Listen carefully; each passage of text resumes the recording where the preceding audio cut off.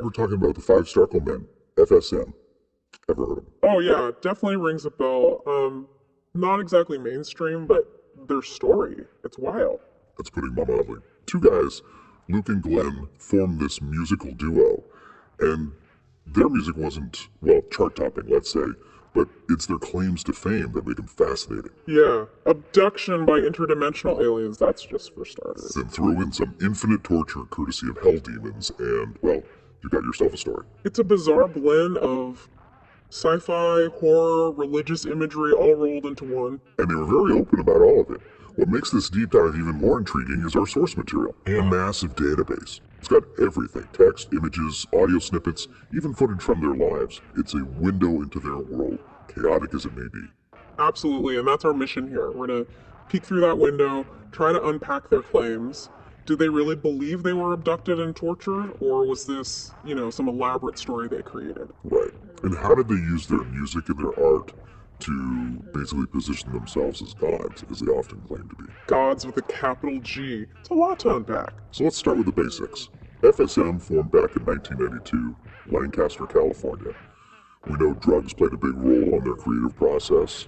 LSD, DXM, they were pretty open about that. The database even goes into detail about how DXM is metabolized. That's a kind of weird detail to include. It is a bit odd, but it might show how much they were fascinated by altered states of consciousness, right? LSD, DXM, those can cause hallucinations, messed up perceptions, time distortion, all stuff that could fuel those bizarre narratives. Yeah, it all ties together.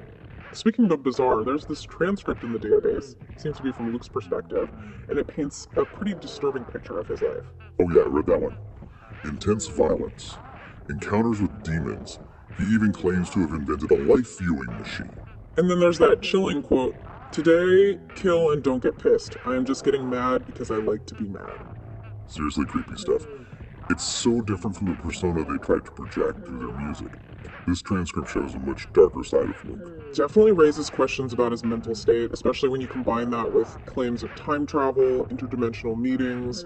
He even talks about writing a book of transmissions from God while in hiding. Yeah, you start to wonder if he was trying to create his own mythology, building himself up as some kind of chosen one, a conduit to these higher powers. It's possible, and to make things even more unsettling, there are these strange directives sprinkled throughout the database. Phrases like, "Tell us to kill well, tell to you to," and "the use of God is his power done." It's creepy, almost threatening, like they're trying to exert control over something.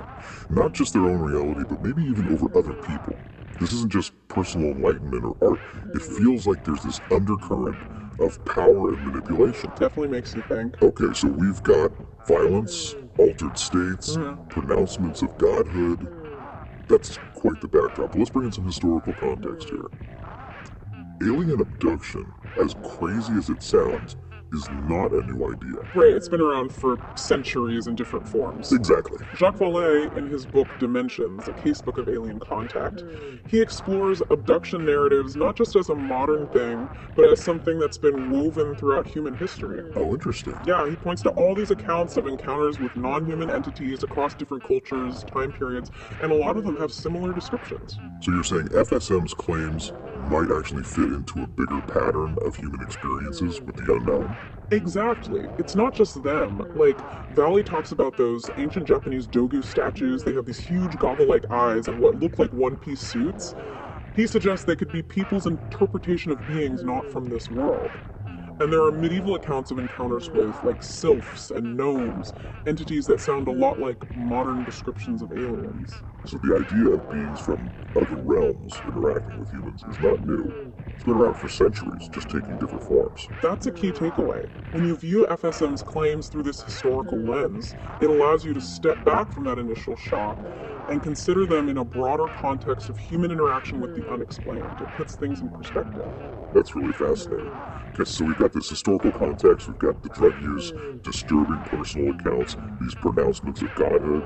But FSM didn't just talk about their experiences, right? They expressed them through their art and music, specifically to become those gods they talked about. Right, they wanted to embody the extraordinary, become something more than human. They had this idea of Starcle, which was a central theme in their work.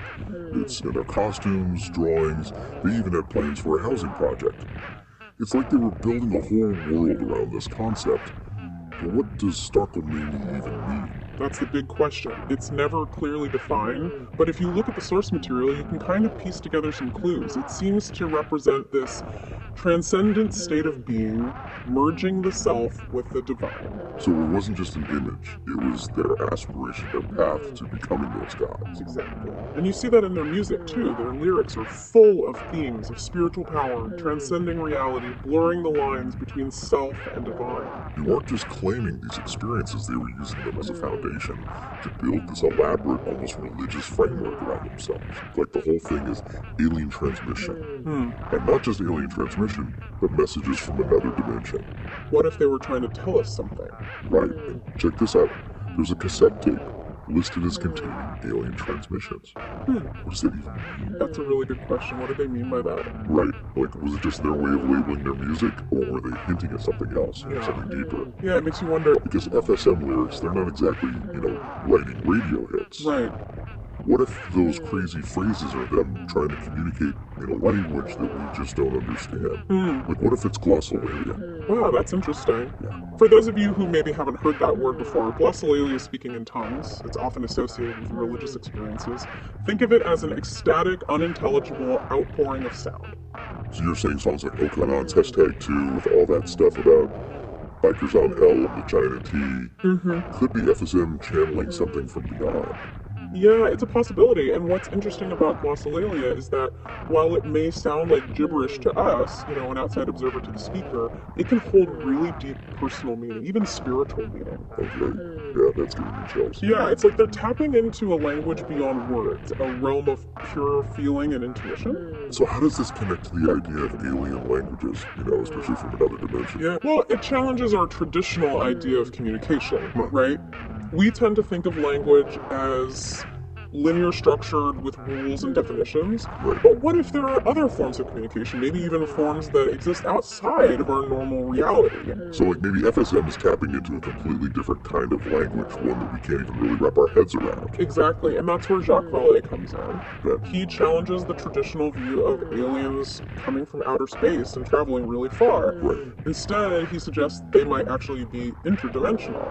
So instead of little green men and flying saucers, we're talking about beings that exist outside of our normal three-dimensional framework. Exactly. Imagine instead of aliens coming from outer space, they're slipping in from another dimension. Whoa, okay, yeah, my mind is officially blown. Right. But where does FSM fit in all this? Yeah. I mean, they were just two guys making music and art in Lancaster, California. Right, but what if their creative process was more than just, artistic expression? What if it was a form of reception? Like they were tuning into these interdimensional frequencies. You're saying all those weird symbols, all those bizarre writing systems, those ritualistic art pieces we see in their work. Yeah. Are they trying to decipher messages from a non-human interdimensional intelligence? It's definitely something to think about, and there's this recurring motif in their work that I find really fascinating. What's that? Rocket Boy.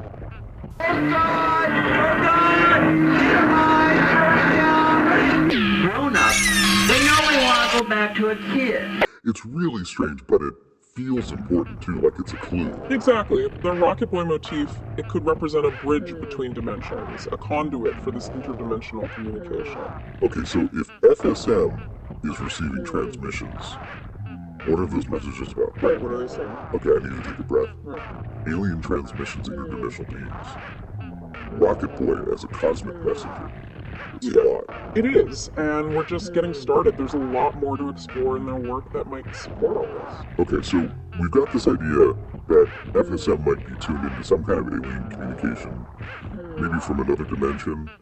But what kind of messages are we talking about here? What would they even sound like? Well, that's where it gets really interesting when you look at their work, especially the pieces about altered states of consciousness and those strange dreamlike stories. It's like they're describing glimpses into another reality. You're thinking of stuff like Little Dementia Boy, page #13, right? There's that line, he's used to seeing people 5, 10 heads and 20 arms. It doesn't bother him anymore. It's such a weird image. Exactly, and in the unnamed story from fulltext-t01.pdf, there are descriptions of warped perceptions, encounters with otherworldly beings, a feeling of being disconnected from ordinary reality. It's like they're trying to put these experiences into words, experiences that defy our normal understanding. Like, they're saying, hey, this is what it's like on the other side in this other dimension. Yeah, and remember, we're connecting this to glossolalia, that sense of communicating beyond the limitations of language. What if these narratives, these strange and often disturbing images, are attempts to convey the inexpressible, to give us a glimpse into a reality that operates on entirely different rules? It makes you think about how limited our own perceptions may be. You know, we're so used to experiencing the world in a certain way through our five senses that it's hard to even imagine what it would be like to perceive reality differently. Absolutely, and that's what makes FSM so compelling. They challenge us to expand our awareness, to consider the possibility that there might be more to reality than meets the eye. But let's be real here. We know FSM experimented with drugs, especially cough syrup, with dextromethorphan, and those stories often reflect the effects of drug use distorted perceptions. Paranoia, that feeling of being disconnected from reality, could that explain what we're seeing in their work? Of course, drug use played a role in their experiences, and it's important to acknowledge that. But even if we attribute some of what they describe to altered states induced by drugs, it doesn't necessarily rule out the possibility that something else was going on. So you're saying drug use might have been a tool for them, a way to open themselves up to these other dimensions? Exactly. It's like they were using these substances to tune their minds to a different frequency, to become more receptive to these transmissions from beyond. And it wasn't just drugs. Look at their fascination with ritual, their use of symbols, and recurring motifs like Kribos blocks. It's as if they were creating their own system of communication, their own way of interpreting and expressing these otherworldly experiences. So we're back to this idea of intent.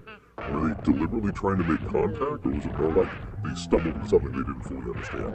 That's a tough question to answer, but I think there's a sense of purpose in their work, a drive to explore the unknown, to push the boundaries of consciousness and perception. And maybe to share those experiences with us, to give us a glimpse into a reality beyond our normal understanding. Precisely, and that's what makes their work so powerful and enduring. It challenges us to question everything we think we know about reality, to confront the limitations of our own perception, and to consider the possibility that we are part of something far greater and more mysterious than we can possibly imagine. So maybe the real question isn't whether FSM is receiving alien transmissions, but whether we're open to receiving the transmissions. They're sending us the messages that challenge us to think differently, to see the world with new eyes, and to embrace the mystery that's out there.